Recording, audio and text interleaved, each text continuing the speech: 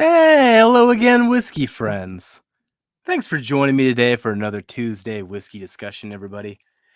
And if this is your first time here, we do these type of topics every Tuesday, so be sure to, you know, become a whiskey friend and come along with the journey here.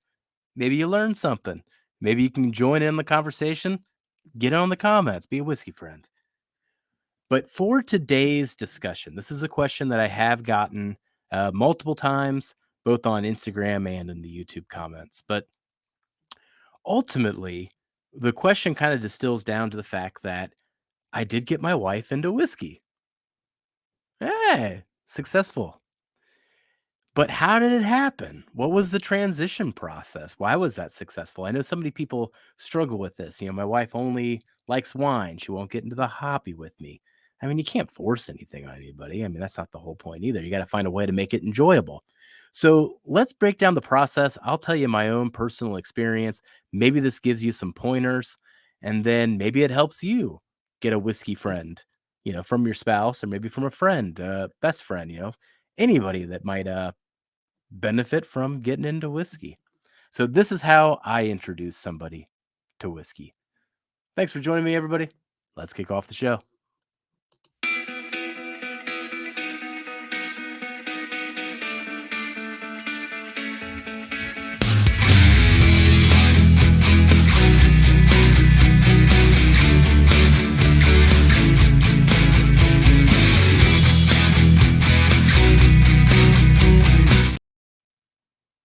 Oh man. So while we're going through today's topic here, I am going to be sipping on a Bourbon Junkies pick.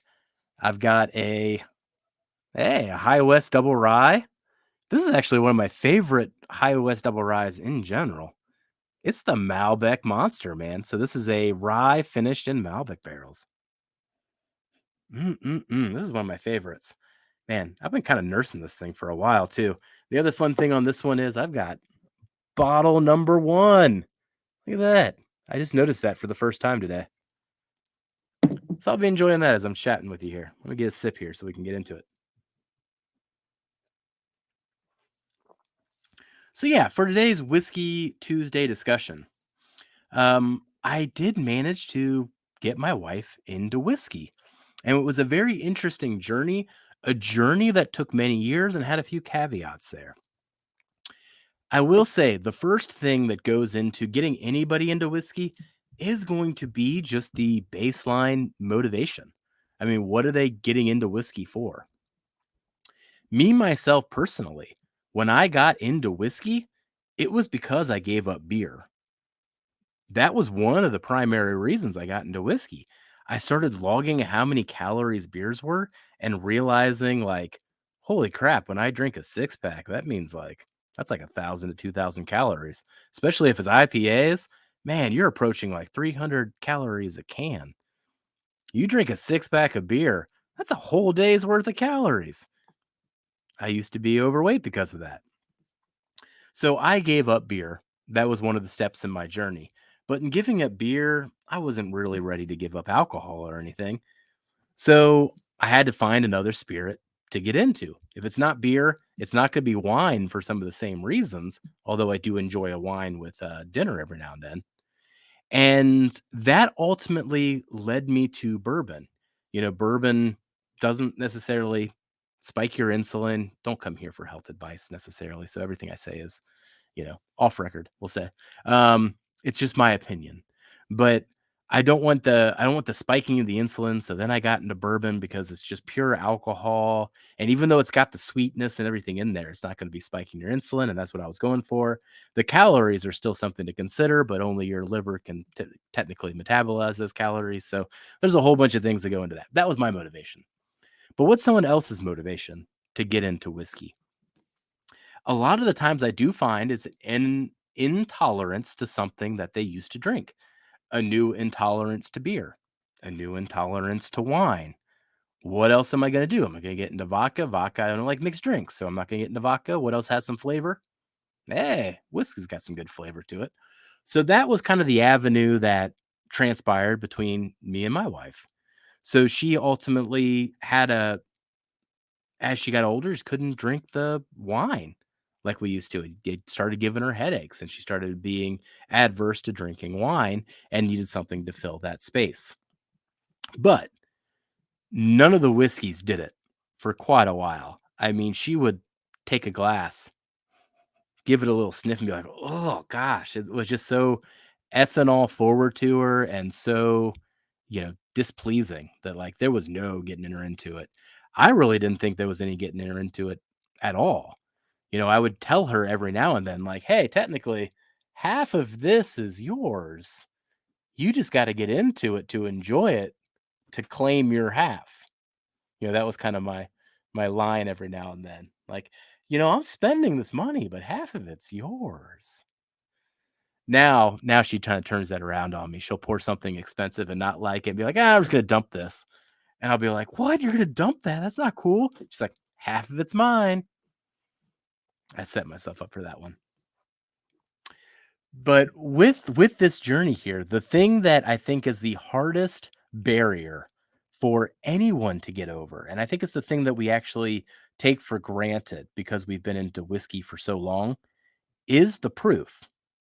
Like, the first time you get into it, it's a barrier to overcome getting used to proof. Even if it's 80 proof, even if it's Basil Hayden, that might still be too strong, drinking neat especially. So let people ice things down. Water it down until they can get some flavor on it. The avenue that I took with my wife, though, was she couldn't do any of the whiskeys that I was into for quite a while, but for some reason, she fell in love with Screwball, the peanut butter whiskey, and she drank that. And I started mixing that with some Godiva liqueurs too, so she get like a chocolate peanut butter sensation, and she'd like that. And she was drinking that over ice, and slowly but surely, the ice started going away. So she started edging herself closer to that 70 proof, slowly but surely. And then at some point, the she drank it so much that it bored her, and she was ready to make the leap to something else, and that something else ended up being Elijah Craig at the time, and then she started drinking Elijah Craig on ice. Now, I was giving her Elijah Craig store picks that were, what were they, 92 or 94 proof, the proof down store picks. I can't find those anymore now they do the barrel proof ones. But that's what she initially cut her teeth on when she transitioned to actual whiskeys. And then at some point, I'm trying to think of what the exact moment was. I think it was with a Willet Rye, but she started falling in love with ryes. And there was just this moment where she tasted something and it was no longer about it being smooth and it was no longer about it not being alcohol forward. She tasted it and she was like, "Oh, that's like a sweet floral note. I like that." And that was the click. It's that hurdle when you overcome the alcohol and get to the flavor and find a flavor that you like, that everything's like, "Oh, that's what you've been talking about when it comes to the flavors that are behind the scenes."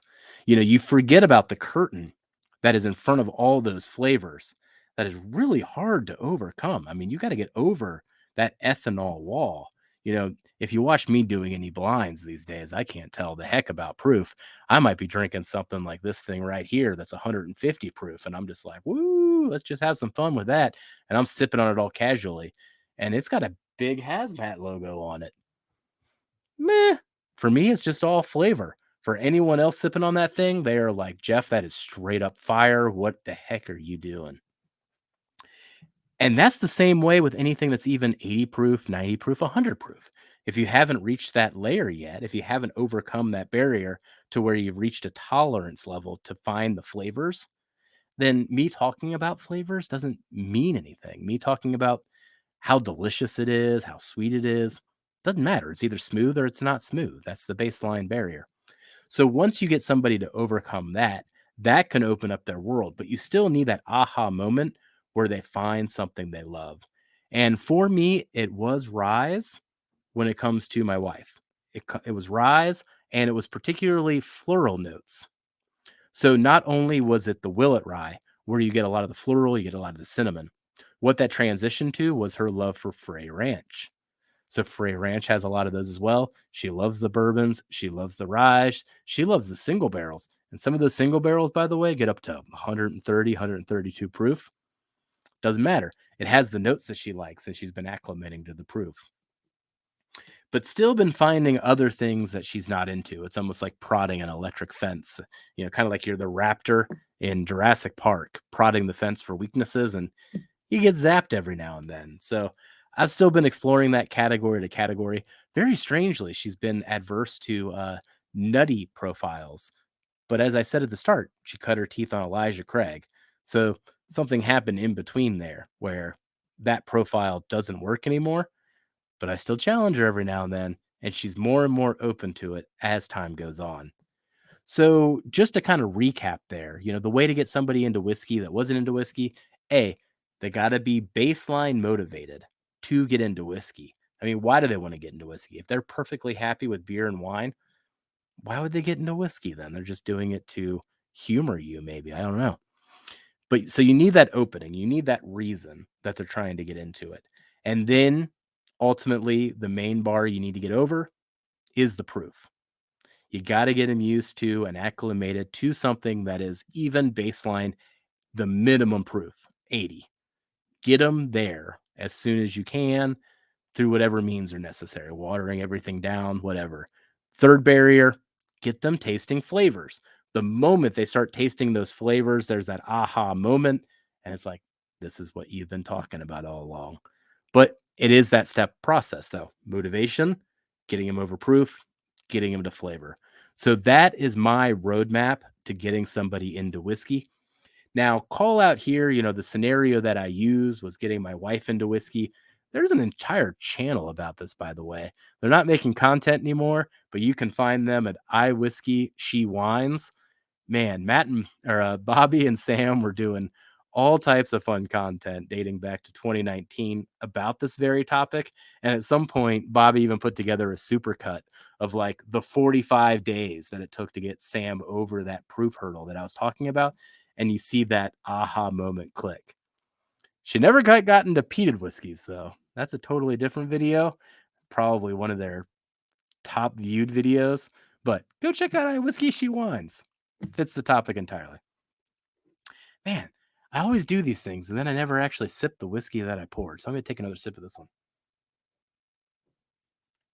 one. Man, Malbec and rye. It's right up the alley of my wife. So thanks for joining today for everybody's whiskey discussion. Hopefully those 3 pointers and those 3 milestones help you out. But once again, you can't go on this journey without motivation. So you can't cram this down anyone's throats. They have to be motivated to get into it. If they're motivated, get them over the proof. Once you get them over the proof, get them into the flavors. And from there, the whiskey does all the work itself. So hopefully you found that enlightening. Hopefully that answers the question that I got. And then until next time, I'll catch you later, whiskey friends. Goodbye, everybody. Jeff, just be friends with me. But you have these whiskey friends, and you say hello again. Oh, Jeffrey, you should just be friends with me. But you have these whiskey friends, and you say hello again. Oh, Jeffrey, you should just be friends with me. But you have these whiskey